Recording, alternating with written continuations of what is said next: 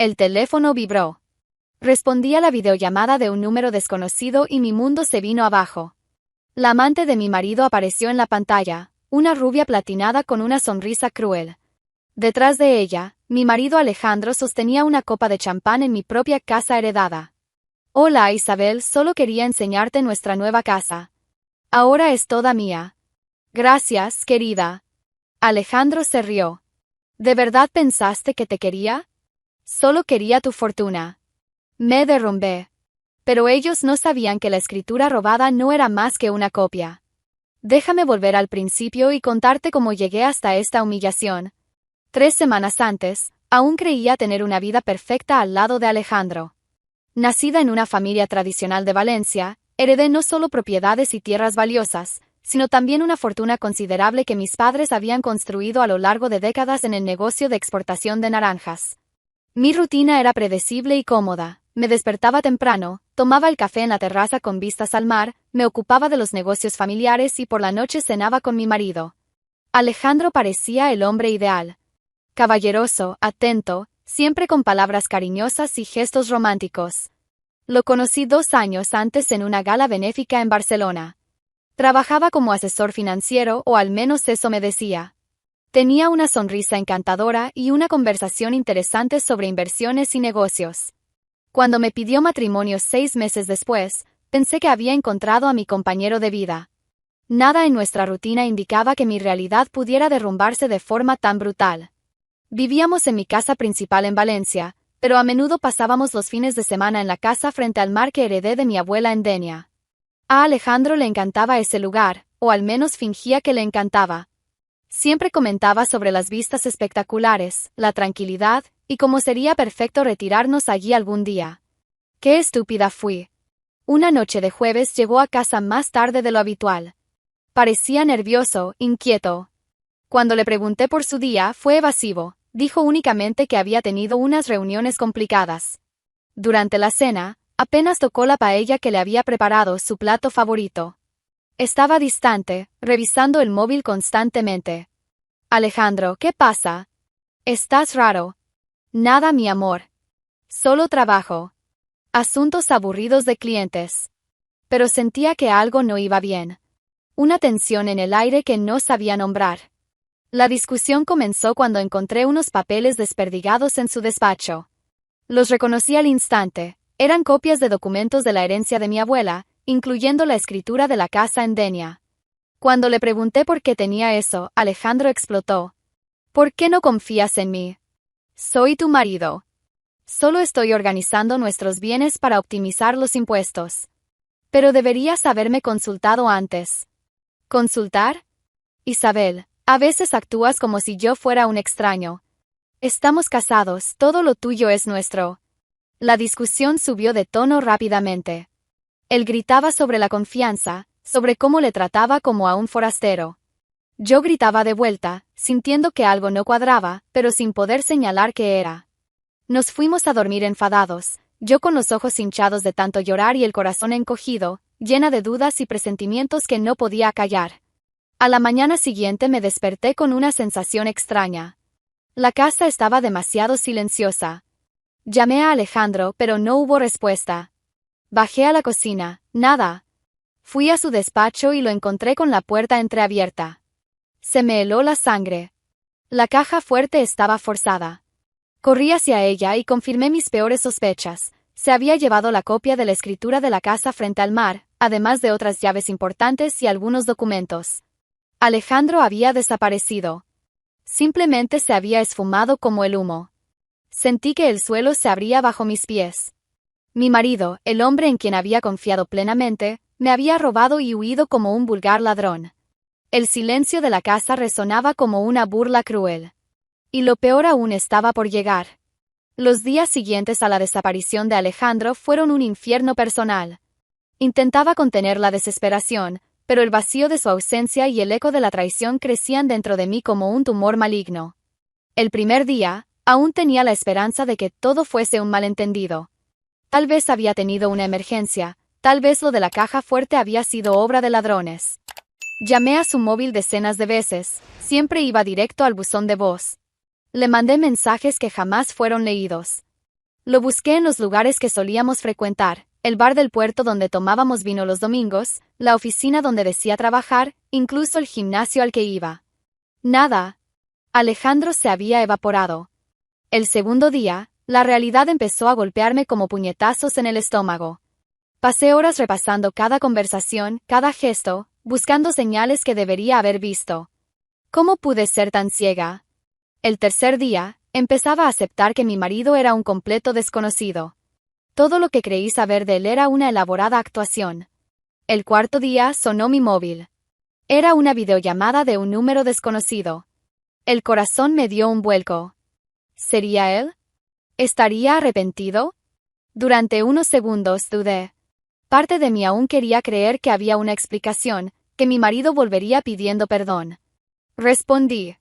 La pantalla se iluminó y allí estaba ella, una mujer rubia platinada, con el pelo hasta los hombros y una expresión sarcástica que me heló la sangre. Sus ojos azules brillaban con una crueldad que jamás había visto. Sostenía el móvil muy cerca del rostro, como si quisiera que viera cada detalle de su satisfacción. Hola Isabel. Detrás de ella reconocí de inmediato el salón de mi casa en Denia. Los muebles antiguos que heredé de mi abuela, el cuadro del paisaje marino en la pared, incluso la cortina bordada que ella misma había hecho. Y allí, sentado en mi sofá como si fuera el rey del mundo, estaba Alejandro. Mi marido sostenía una copa de champán, probablemente de la botella de Dom Perignon que guardaba para ocasiones especiales. Tenía una sonrisa burlona en la cara, como si estuviera viendo una comedia. Solo quería enseñarte nuestra nueva casa, continuó la rubia, alargando cada palabra. Preciosa, ¿verdad? Ahora es toda mía. Gracias, querida. El mundo empezó a dar vueltas a mi alrededor. Alejandro se levantó y apareció con más claridad en la pantalla, aún con esa sonrisa nauseabunda. Todavía está en shock, amor, dijo riendo a la mujer. ¿De verdad pensaste que te quería? Solo quería tu fortuna. Fue como recibir un disparo en el pecho. Grité. No sé exactamente qué grité, pero salió del fondo de mi alma una mezcla de rabia, dolor e incredulidad. Caí de rodillas en el suelo de mi salón con el móvil aún en la mano, y lloré desesperadamente. Lágrimas calientes recorrían mi rostro mientras escuchaba las carcajadas de los dos al otro lado de la línea. Pobrecita, escuché la voz de ella burlándose antes de que colgaran. La desfachatez de esos dos. ¿Qué haríais vosotros en su lugar? Dejad vuestros comentarios. Allí, arrodillada en el suelo frío, sentí todo el peso de la humillación. 2 años de mi vida tirados a la basura. Todo el amor que sentí, todas las noches que compartí la cama con ese hombre, todos los planes que hicimos juntos, todo había sido mentira. No fui más que una presa fácil, una mujer rica e ingenua que cayó en la trampa de un estafador profesional. Lloré hasta no tener más lágrimas. Lloré por la confianza traicionada, por el dinero robado, por la dignidad pisoteada. Pero sobre todo, lloré por la idiota que fui, por la mujer que creyó en cada palabra dulce, en cada promesa vacía. Pero incluso entre las lágrimas que ardían en mi rostro, algo dentro de mí permanecía alerta. Ellos estaban allí en mi casa, celebrando como si ya hubiesen ganado. Riéndose en mi cara, brindando con mi champán, durmiendo en mi cama. Solo que había un detalle que no sabían. La escritura que Alejandro había robado de la caja fuerte no era más que una copia. La escritura auténtica, con valor legal, estaba guardada a buen recaudo en el registro de la propiedad. La casa junto al mar, en los papeles oficiales, seguía siendo mía. Y ellos no tenían ni idea de lo que se les venía encima. Después de llorar en el suelo de mi salón hasta secarme por dentro, algo cambió en mí. No fue gradual, fue como accionar un interruptor. Las lágrimas se evaporaron, el dolor se transformó en combustible, y una furia helada se apoderó de mi pecho. Me levanté del suelo, me sequé el rostro y caminé hacia mi despacho con paso firme. Si Alejandro y su amante querían jugar a ser listos, iban a descubrir que habían elegido a la persona equivocada para engañar. Abrí la caja fuerte secundaria que mantenía oculta detrás de un cuadro, esa que el idiota de mi exmarido ni siquiera sabía que existía. Allí estaban todos los documentos originales, la escritura auténtica de la casa en Denia, los certificados de propiedad, los registros notariales. Todo perfectamente autenticado y con validez legal. También saqué las fotografías antiguas de la casa que me había dejado mi abuela, mostrando cada estancia, cada detalle arquitectónico. Pruebas irrefutables de que esa propiedad era mía por derecho de herencia.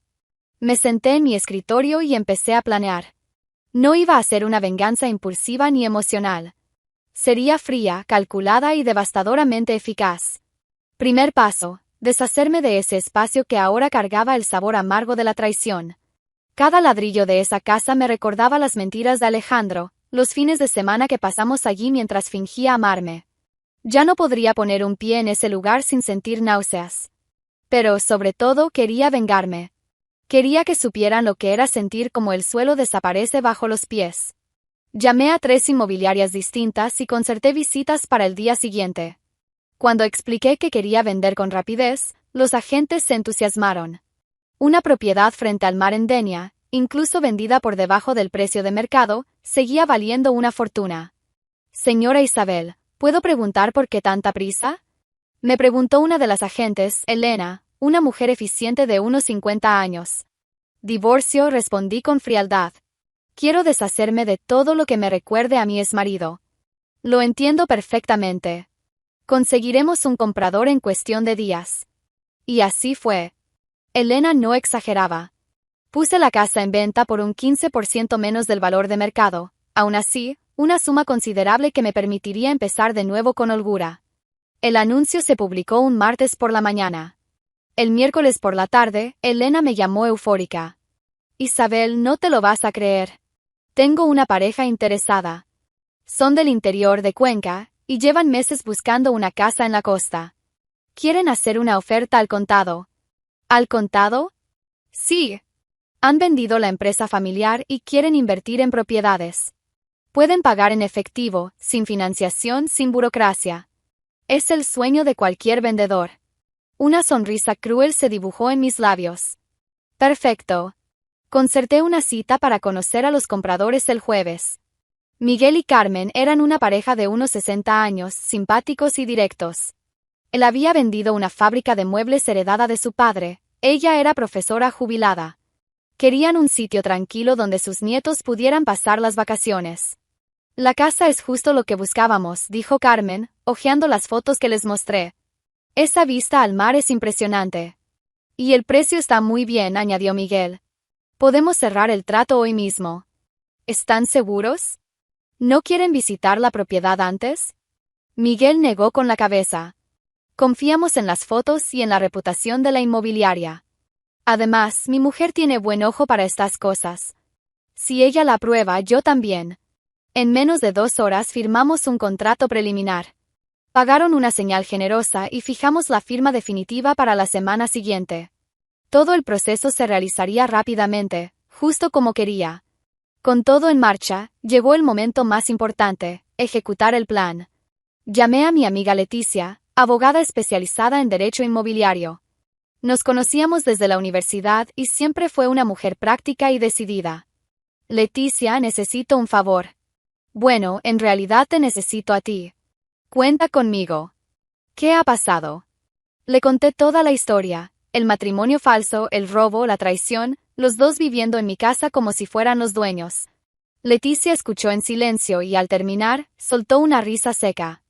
¡Qué hijos de puta! Perdón por el vocabulario, pero es lo que son. ¿Puedes acompañarme el día de la entrega de llaves? Quiero que todo se haga conforme a la ley. Por supuesto. Y voy a disfrutar viendo sus caras cuando se den cuenta de que se han jodido ellos solos. Fijamos la cita para el lunes por la mañana. Miguel y Carmen estarían con nosotras, con toda la documentación necesaria para tomar posesión inmediata de la propiedad. Durante el fin de semana finalicé todos los preparativos.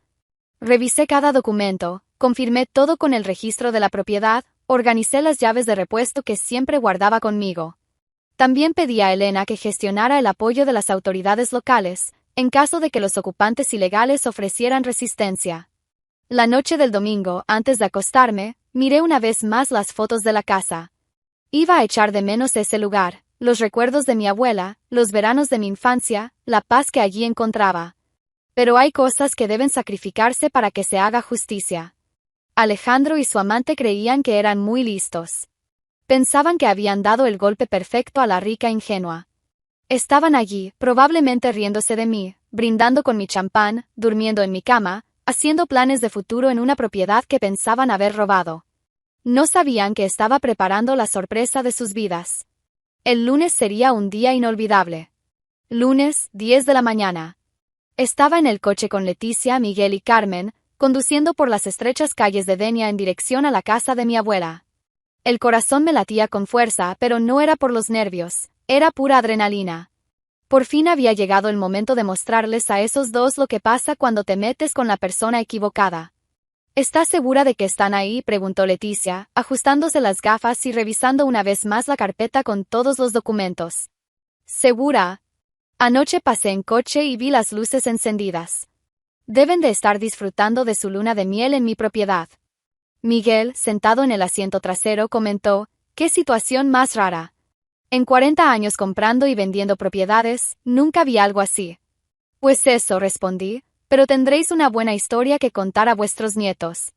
Carmen se rió. «Mientras podamos entrar en nuestra nueva casa, todo bien». Cuando llegamos a la calle de la propiedad, pedí que aparcaran un poco antes. Quería observar la casa durante unos minutos antes del enfrentamiento. Allí estaba, mi casa junto al mar, pintada de blanco con detalles azules, rodeada por el jardín que mi abuela cuidaba con tanto esmero. Las ventanas estaban cerradas, las cortinas corridas. Probablemente seguían dormidos. «¿Vamos?», preguntó Leticia. «Vamos». Caminamos hasta la puerta principal. Saqué la llave de repuesto que siempre había guardado conmigo, esa que Alejandro ni siquiera sabía que existía. Respiré hondo y abrí la puerta silenciosamente. Entramos en la casa en completo silencio. El aire olía a champán y perfume barato. Botellas vacías sobre la mesa, ropa tirada por el suelo del salón. ¡Qué romántico! Subí las escaleras de puntillas, seguida por los demás. La puerta del dormitorio principal estaba entreabierta. Eché un vistazo y casi me reí de la escena. Alejandro dormía boca abajo, roncando fuerte, con la boca abierta y un hilo de baba cayendo sobre la almohada. A su lado, Lorena dormía de lado, con un antifaz rosa y rulos en el pelo. ¡Qué pareja tan encantadora! Hice una señal para que los demás se quedaran en el pasillo y entré en la habitación. Durante unos segundos me quedé allí parada, observando aquella escena patética. Los dos que se habían burlado de mi dolor estaban allí, vulnerables y ridículos. «Buenos días», grité bien alto dando palmas. El efecto fue inmediato y desternillante. Alejandro saltó de la cama como si le hubieran dado una descarga, cayendo sentado en el suelo, completamente desorientado. Lorena se quitó el antifaz de golpe y se sentó en la cama, con los rulos torcidos y una expresión de pánico absoluto. «¿Qué?» «Isabel», balbuceó Alejandro, aún en el suelo, intentando cubrirse con la sábana. «Buenos días, queridos», dije con una sonrisa dulce. «Espero que hayáis dormido bien en mi cama». Lorena miró a su alrededor desorientada. «¿Cómo has entrado aquí?» «Entregando las llaves de la casa». «Pero no a vosotros», respondí mostrando el llavero. Fue entonces cuando Leticia apareció en la puerta, seguida de Miguel y Carmen. «Permitidme presentaros a los nuevos propietarios de esta casa», dije, señalando a la pareja de ancianos que observaban todo con una mezcla de curiosidad y vergüenza. Alejandro finalmente consiguió levantarse, aún aturdido. «¿Pero qué es todo esto?» «Isabel, estás loca. Esta casa es nuestra ahora». «En realidad», dijo Leticia, levantando la carpeta de documentos, «esta casa acaba de ser vendida al señor Miguel y a la señora Carmen. Tenéis 5 minutos para desalojar». El silencio que siguió fue atronador. Alejandro me miró, luego a Leticia, después a la pareja que observaba la escena entera. «¿Pero qué clase de broma es esta?», explotó. «Isabel, no puedes vender esta casa. Tengo la escritura». «Tienes una copia», corregí, sintiendo un placer inmenso al ver cómo crecía el pánico en sus ojos. «La escritura verdadera siempre estuvo conmigo. En la caja fuerte que no sabías que existía». Lorena por fin entendió la situación. «Eso es imposible». «Alejandro, dijiste que teníamos la escritura auténtica». «Cállate», le espetó él y luego se volvió hacia mí. «Isabel, podemos hablar. Esto tiene solución». «La solución es simple, salid de mi casa». 4 minutos. Fue entonces cuando Lorena perdió los nervios. Empezó a gritar y a lanzar objetos por la casa, cojines, libros, incluso un cenicero. Alejandro intentaba calmarla mientras recogía su ropa esparcida por el suelo. 3 minutos, anunció Leticia. Miguel se acercó. Señora Isabel, ¿debo llamar a las autoridades? Ya está todo previsto. En ese momento, 2 agentes de policía entraron en la propiedad. Uno de ellos se dirigió directamente a Alejandro. Señor, tiene 5 minutos para recoger sus pertenencias y marcharse. De lo contrario, será detenido por allanamiento de morada. La realidad por fin les golpeó. Lorena dejó de romper cosas y comenzó a llorar de rabia. Alejandro, derrotado, recogía su ropa con prisa. Esto no se va a quedar así, gritó Lorena. Te vas a arrepentir. Ya me arrepentí, respondí con calma. Me arrepentí de haber confiado en vosotros. Lo que siguió fue un espectáculo patético. Lorena metía ropa en las maletas todavía con los rulos puestos. Alejandro se puso una camisa del revés mientras buscaba desesperadamente sus calcetines. Cuando por fin bajaron con las maletas, Alejandro se detuvo frente a mí. Isabel, todo esto ha sido un malentendido. El único malentendido fue que confié en ti, lo corté. Él bajó la cabeza y se dirigió hacia la puerta. Lorena lo siguió, aún desarreglada y murmurando quejas. Antes de salir se giró. Tú crees que has ganado, pero esto no ha terminado. Para mí terminó hace mucho. Paseo de la vergüenza perfecto. ¿Se hizo justicia o no? Comentad. Y entonces se fueron. Alejandro y Lorena salieron por la puerta, bajo las miradas curiosas de los vecinos que se asomaban por las ventanas, cargando sus maletas y toda la vergüenza del mundo. Miguel se acercó. Bueno, señora Isabel, creo que ahora podemos conocer nuestra nueva casa. Sonreí por primera vez en semanas. Sed muy felices aquí. Señora Martínez, ¿qué escándalo es este? Oí que preguntaba la vecina de al lado. Parece que Isabel descubrió que el marido era un estafador, respondió la otra, sin ni siquiera intentar bajar la voz. Alejandro oyó el comentario y encorvó aún más los hombros. Lorena, sin embargo, reaccionó de forma distinta. Se detuvo en mitad de la acera y se giró hacia las mujeres. ¿Qué miráis tanto? ¿Nunca habéis visto una mudanza? No una mudanza, respondió la señora Martínez con acidez, pero un desahucio sí. Algunas personas rieron discretamente. Lorena se puso roja de rabia, pero Alejandro la agarró del brazo. Vamos, por Dios. No empeores aún más las cosas.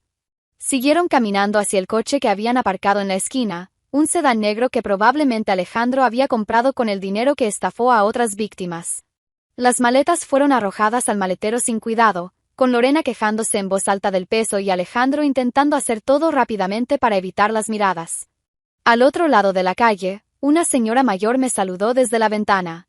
Era doña Carmen, no la compradora de la casa, sino la vecina que vivía allí desde hacía 50 años. Me conocía desde niña, de las épocas en que venía a pasar las vacaciones con mi abuela. Isabel, hija mía, gritó. ¡Qué alegría ver que te has librado de esos aprovechados! Alejandro lo oyó y se detuvo un segundo, mirando en mi dirección. Nuestras miradas se cruzaron por última vez. Vi en sus ojos una mezcla de vergüenza, arrepentimiento y algo que quizá fuera súplica. Pero no sentí nada.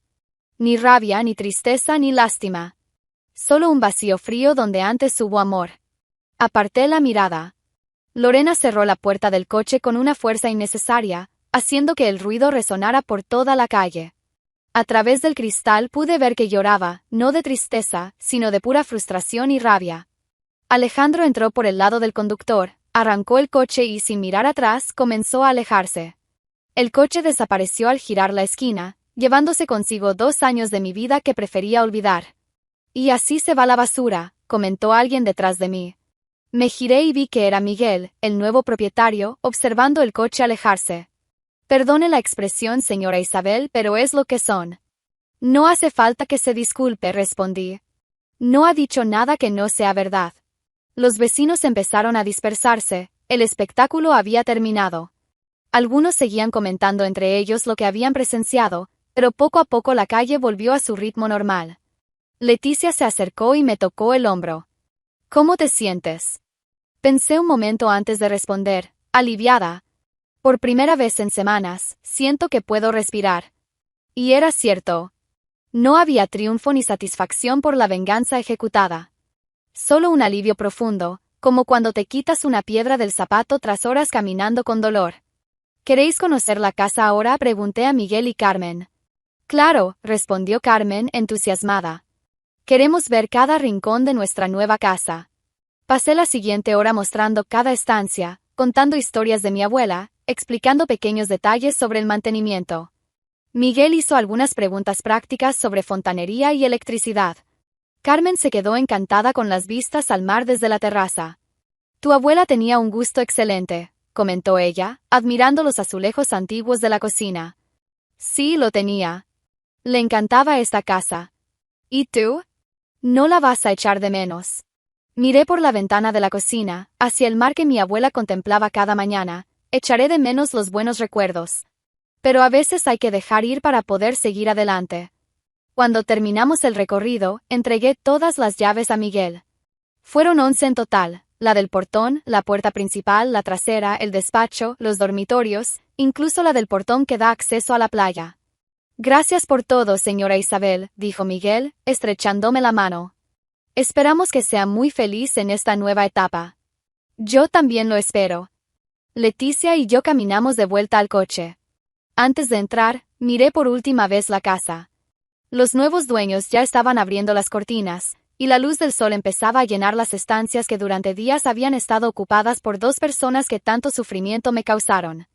¿Lista?, preguntó Leticia. Lista.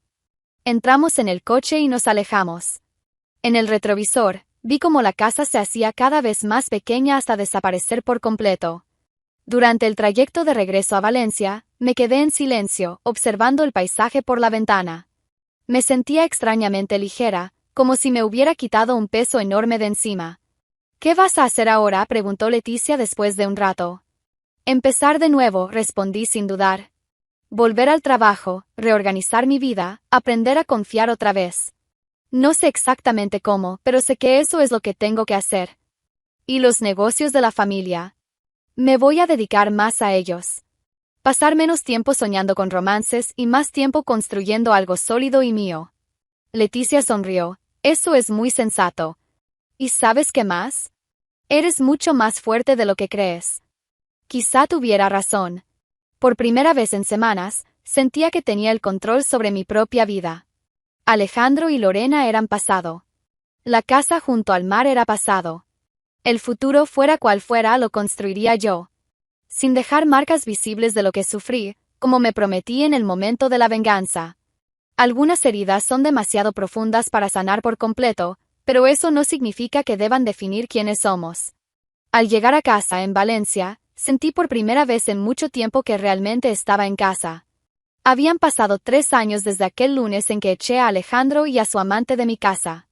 3 años durante los cuales me dediqué por completo a los negocios de la familia, ampliando la empresa de exportación de naranjas y descubriendo que tenía mucha más capacidad de liderazgo de la que imaginaba.